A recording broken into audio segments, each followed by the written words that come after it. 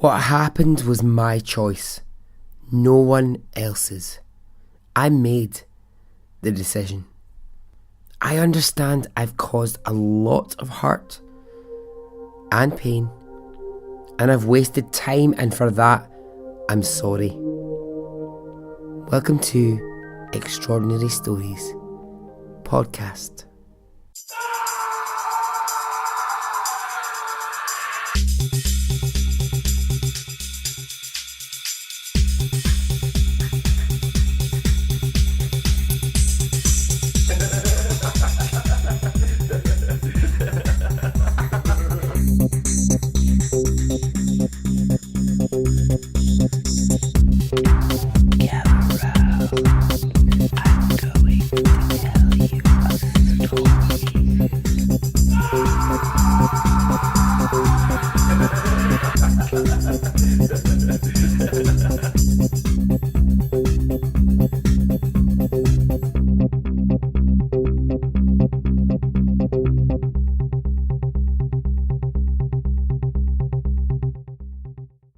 Hey, hello, welcome. This is Extraordinary Stories podcast. How are you? Are you well? Are you good?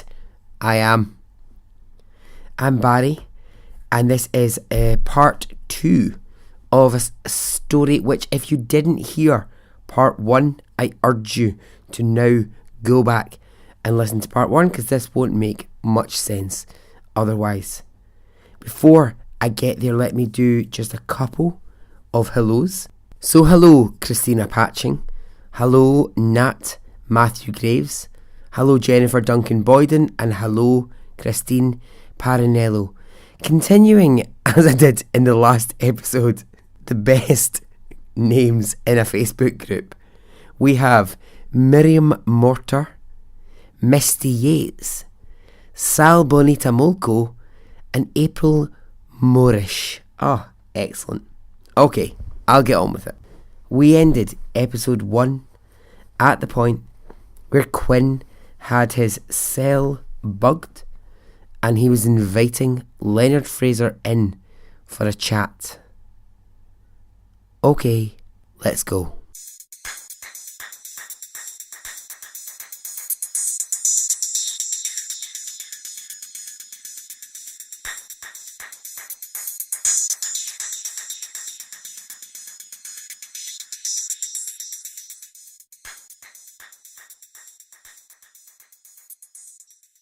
The conversations went like this.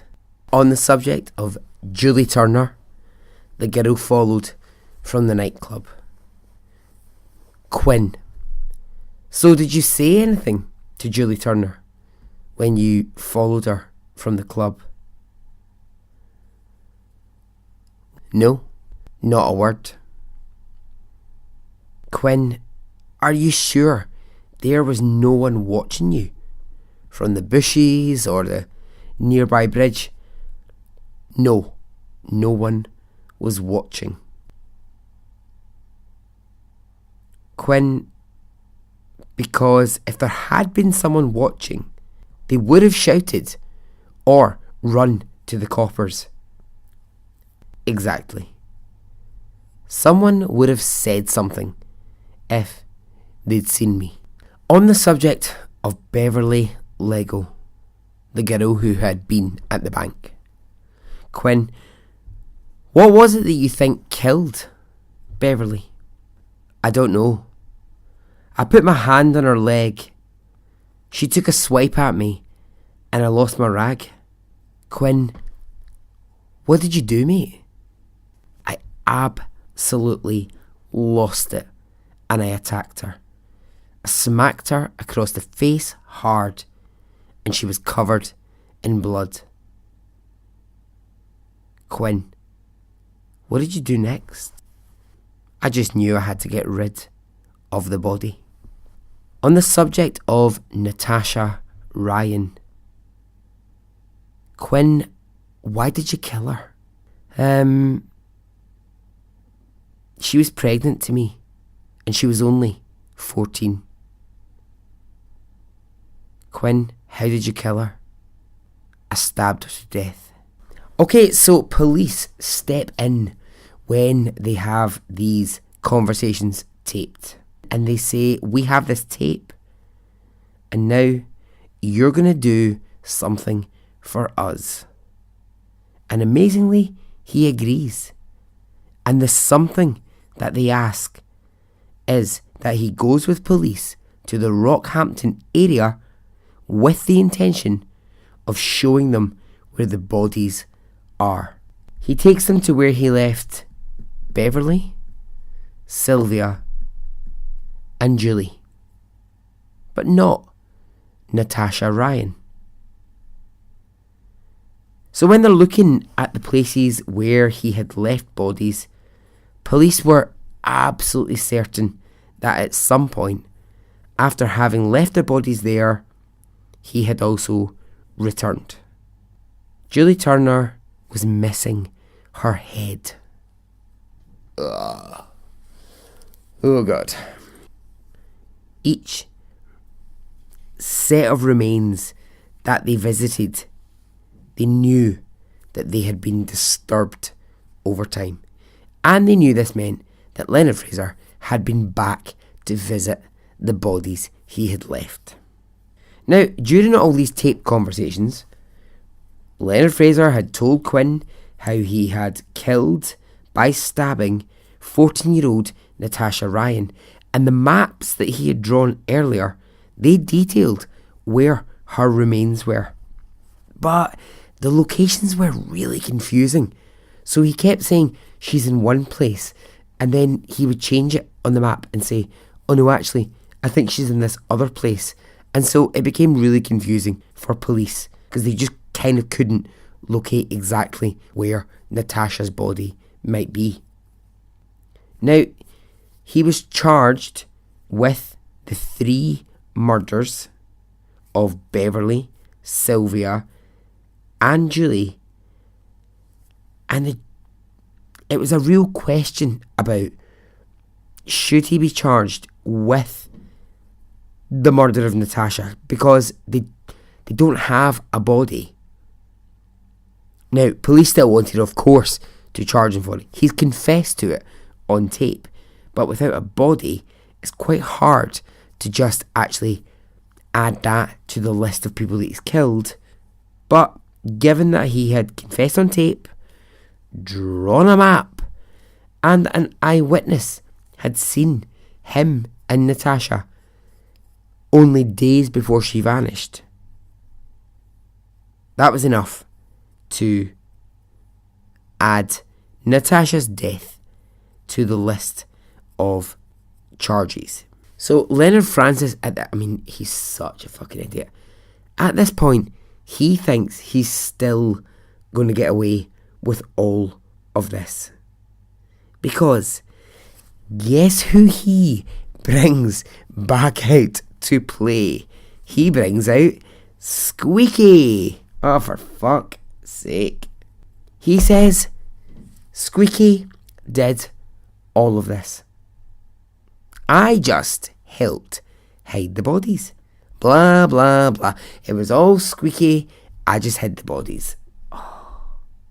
He tries, and this really makes me laugh, he tries to write from prison a press statement from Squeaky.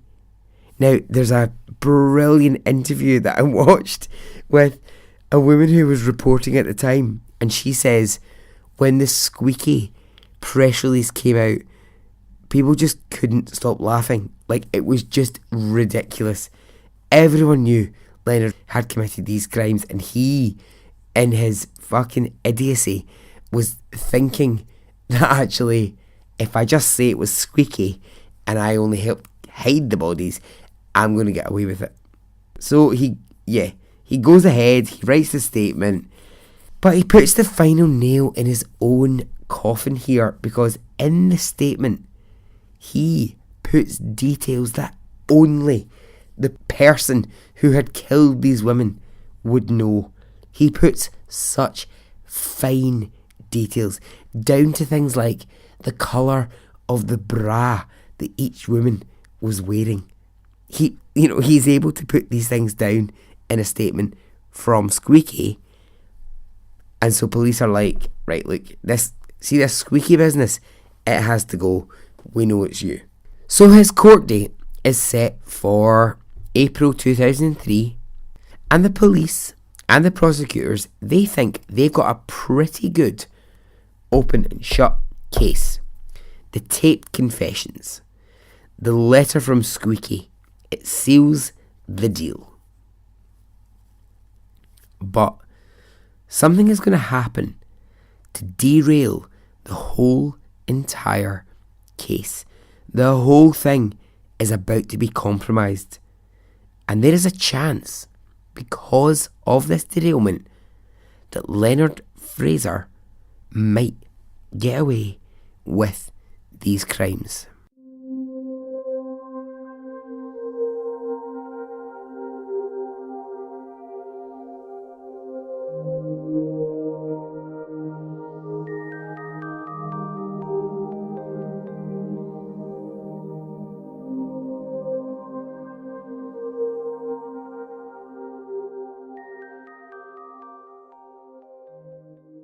Let's go back to one of his victims, Natasha Ryan. She was 14 years old when she disappeared from the Rockhampton area. Now, Natasha had made a couple of runaway attempts, but she'd always been found and returned to her parents. When she went missing and she didn't return for a long period of time, police feared she was a victim of the same monster who'd taken the other women. So it's April 2003. The Rockhampton rapist is standing trial for the murders of 4 women. He pleads not guilty on the grounds of insanity, but he's happy to tell the court how he killed each of the women. So I love this. He's like, yeah, I'm actually just going to plead not guilty to this, but I will tell you how I actually did each fucking crime. Oh my God. He describes to the court how he killed Natasha Ryan. He details the stabbing, how he carried her body to where it currently lies. So far so good. Looks like Leonard Fraser is going to go to prison, and that's just going to be the end of it. During the first week of the trial, there is a sudden recess on the Wednesday afternoon. Why? Well, at first, nobody knows. The court is given very little information, but it's told the trial has to be halted until they are told it can start again. So the press are going crazy at this stage. Why is it stopped? What can have happened? Speculation starts to spread that possibly the one thing that they don't have yet, the body of Natasha Ryan, might have been found. And yes, the speculation is right. Only here's the thing. Here's where it's about to turn on its head. Natasha Ryan's body has been found, but she's alive.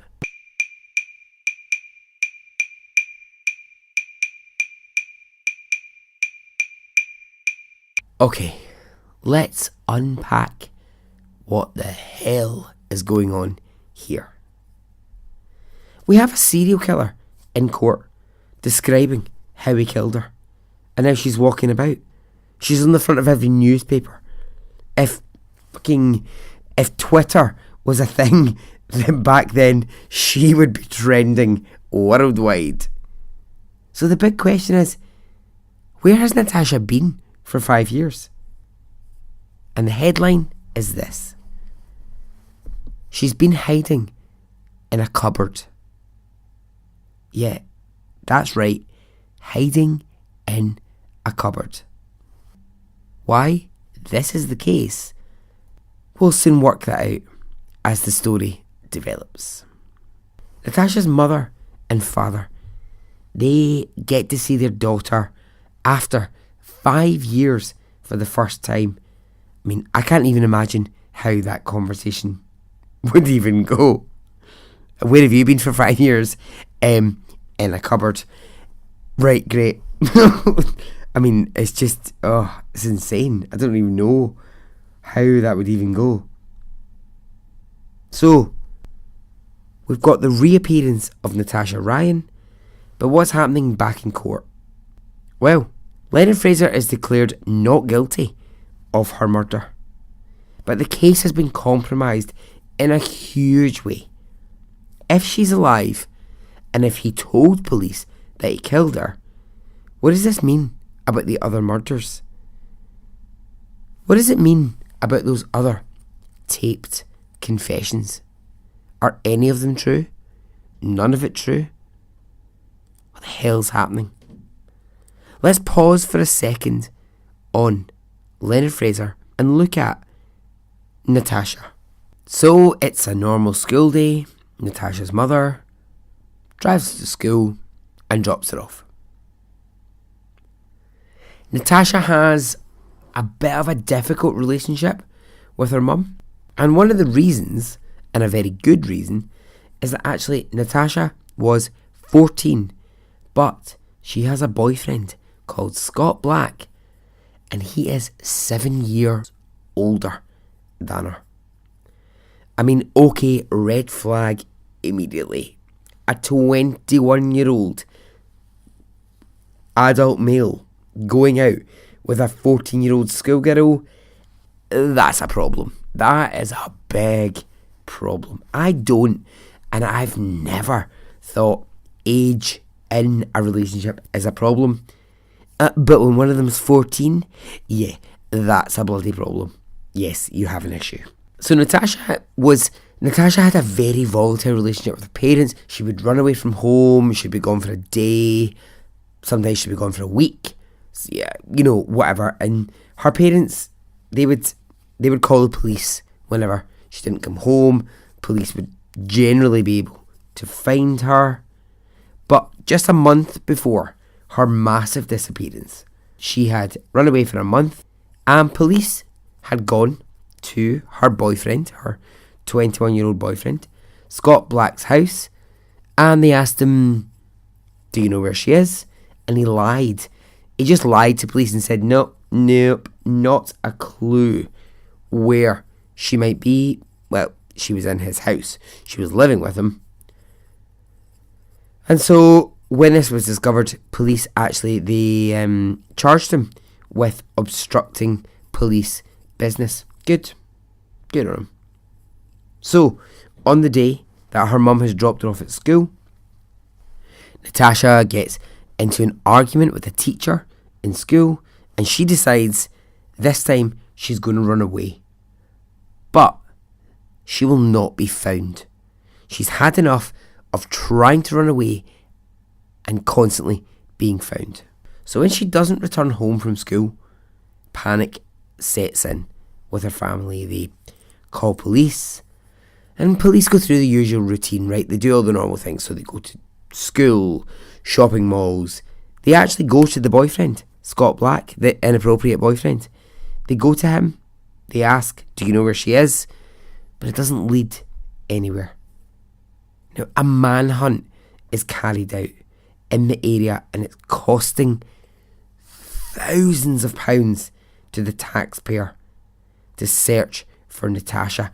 Now, I mention money because drop my pencil.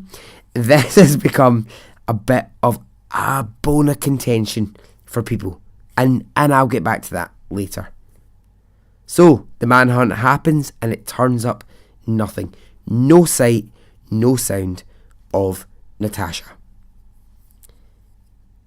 3 years pass, and her family, who've accepted her death, hold a memorial service for Natasha. And this is to allow themselves to grieve, and to allow everyone else who has been a part of this search for her to grieve. They gave up any chance of ever finding her. So let's get to where Natasha actually is. With the help of her boyfriend Scott Black, she's living in his house. And between them, they have a covert system where Natasha will hide in a cupboard when anyone visits the house to avoid being seen.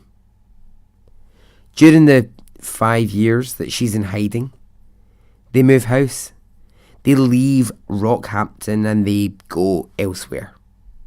I mean, it makes sense because I was thinking to myself, 5 years hiding in the neighbourhood that you're from. I mean, she was literally, Scott Black's house was a couple of miles away from her mum and dad's house. I was thinking to myself, that's weird. That's fucking weird that you've hidden there for all that time. But actually, no, they moved away. So this is how she manages to be completely gone in that time. She never went outside during daylight. And she would only leave the house with Scott in the middle of the night. So what was she doing to pass the time in the house?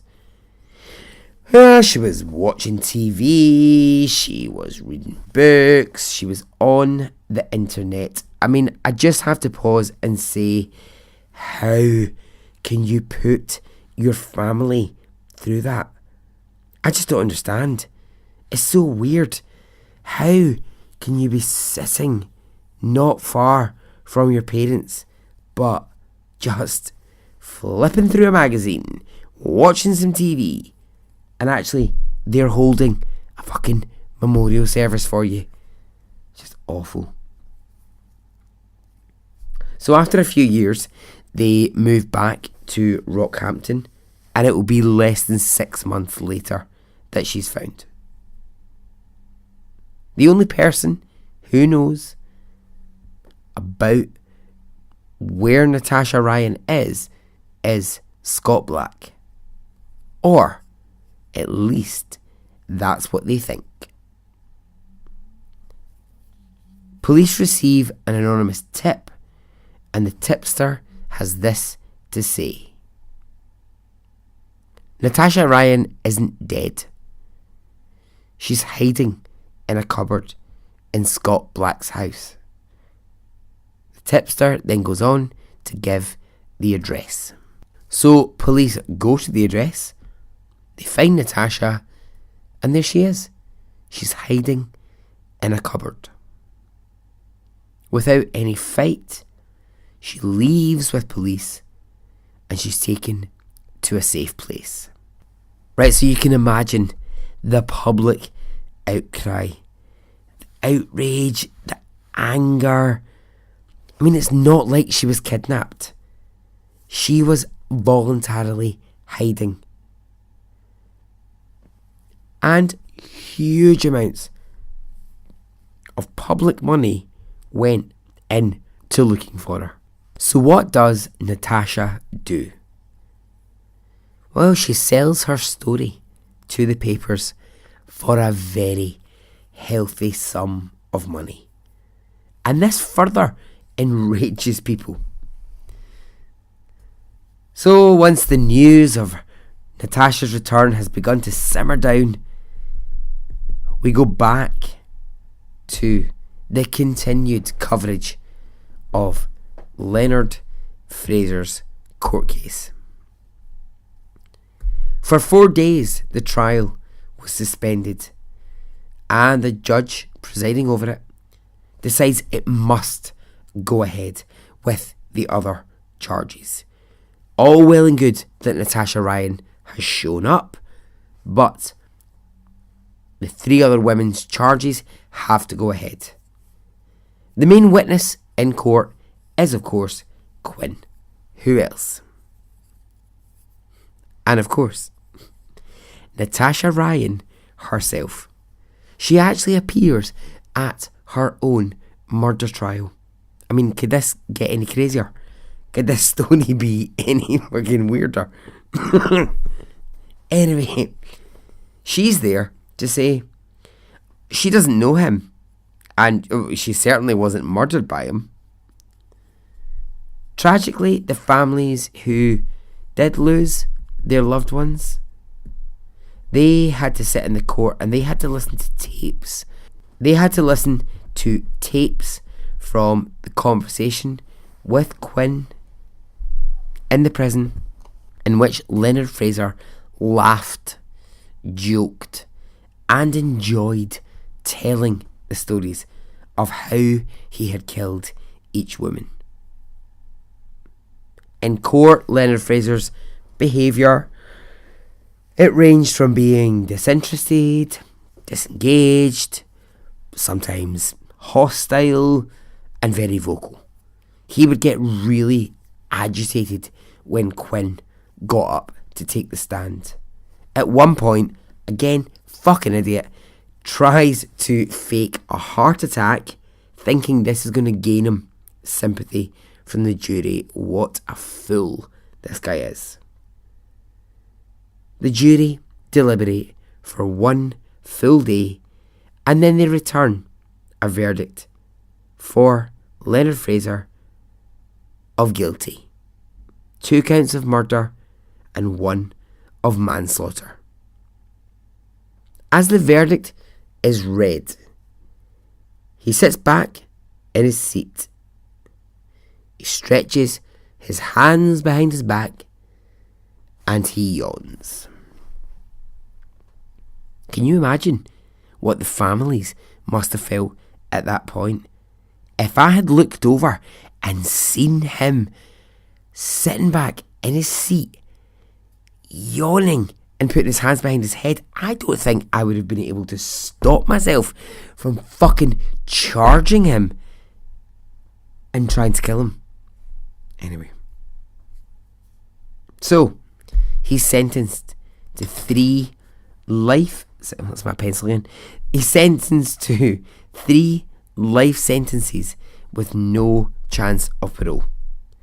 The judge describes him as this: an untreatable psychopath. After 4 years in prison, he dies in his sleep, having suffered a heart attack.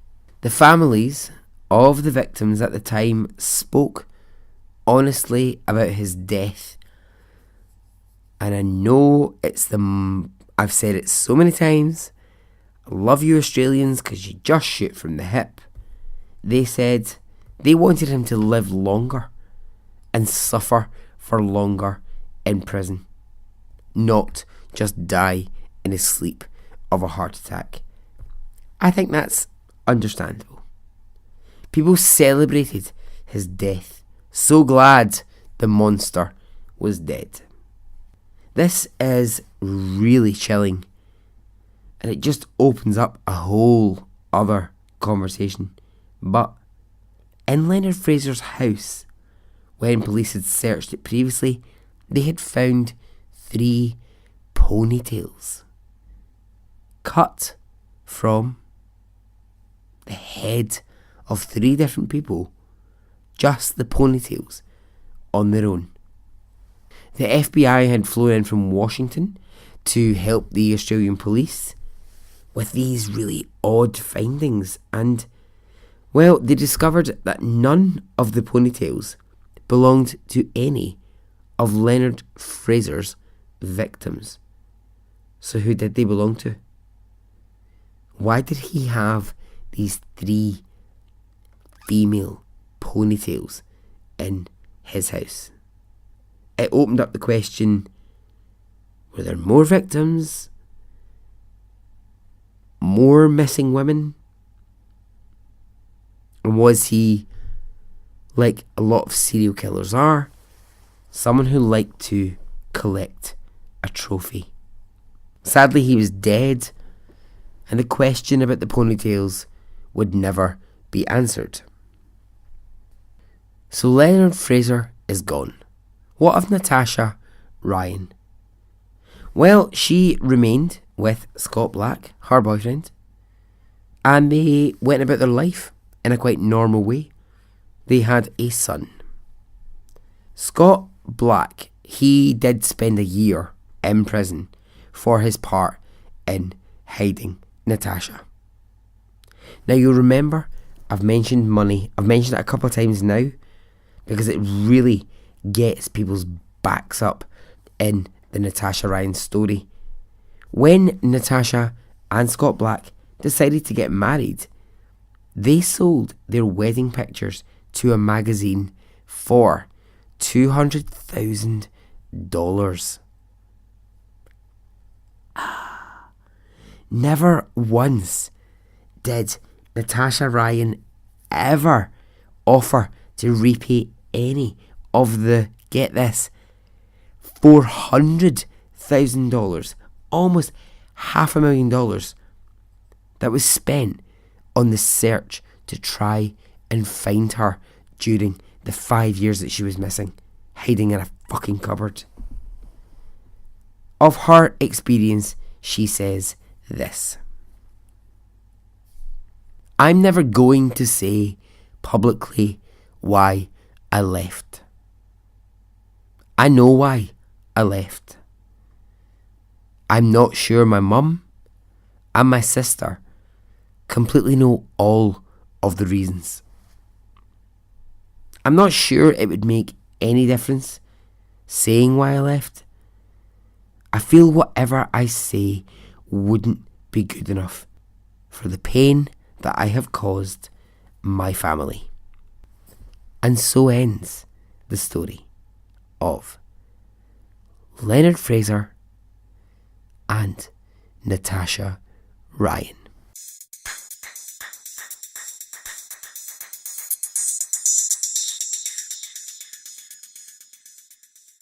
Okay, well, I hope you enjoyed it. I hope you found it extraordinary.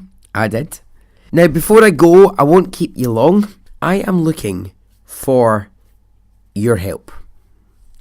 You'll remember that a while ago I said that I would be creating special episodes when I reach a big number. So, like 20, 30. Okay, this is only something I've started since episode 30. So Ed Hawkins was number 30, but now number 40 is looming in the distance. So it's another special, and I'm looking for 10 listeners to help me with it. Okay, here is the deal. I'll be asking you to share some stories, some anecdotes, some memories on a theme that I'll give you. Now, I will take what you give me and I will create the episode. How the hell I'll do that, I don't know yet, but that's my creative challenge. Important for me to say here and now.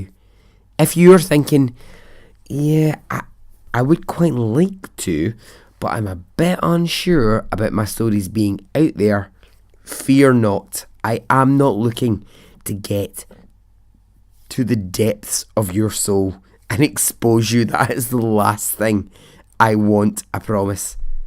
I understand the Ed episode was very revealing, but that came about through a two-way relationship. That took time and that took trust. That was months in the making, that episode. Months and months and months.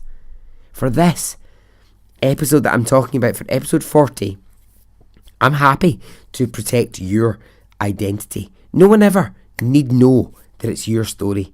I can be pretty clever when it comes to protecting people. And it's not heavy. I'm not asking you to bare your soul. I'm just saying, here's a theme. Tell me your stories on it. It will be a different tone, a very different feel from episode 30. I just think it could be fun to collaborate with 10 of you on an episode. So, don't be scared of it. Just say yeah. Just say yeah, Barry, I'd really like to do that actually, because I think it will be fun. Okay? You don't have to reveal anything to me you don't want to. You just have to be along for the ride. Okay? So if you're interested, drop me an email. Don't do Facebook, please. Do an email. It's just way better, because if we start to get into the Facebook thing, it all becomes a bit public. I just want to kind of like, just do it by email. So it's Extraordinary Stories Podcast, all one word, at gmail.com if you would like to get in touch. I really hope that lots of people will want to do it, and if I have a case where loads of you do, I'll just randomly pick 10. If there's more than that, I'll pick more. It's tricky because I don't know how many of you will actually be attracted to that idea and want to get in touch. What I am asking from you, it won't take much time, I don't think. I'll be the one doing all the work. You just need to give me some material to work with. Okay? So if you are interested in being a part of episode 40, the special, get in touch through email. Okay. Anyway, that is enough from me. I just want to thank the new Patreon supporters. Thank you. The new group members. Welcome. Join the Facebook group if you haven't. You will not regret it. It's not intimidating. It's the loveliest group of people you could ever meet, and they will welcome you and support you, and we will all love you with open arms. Okay? I'm on Instagram, I'm on Twitter, and I am bored of my own voice. I'm out of here. Okay? Goodbye.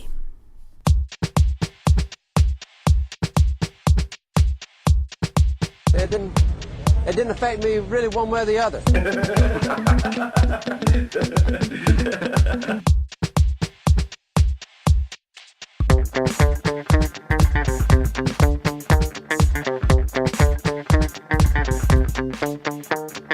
I would imagine from the look on his face, let's get it on, let's do it, let's get it over.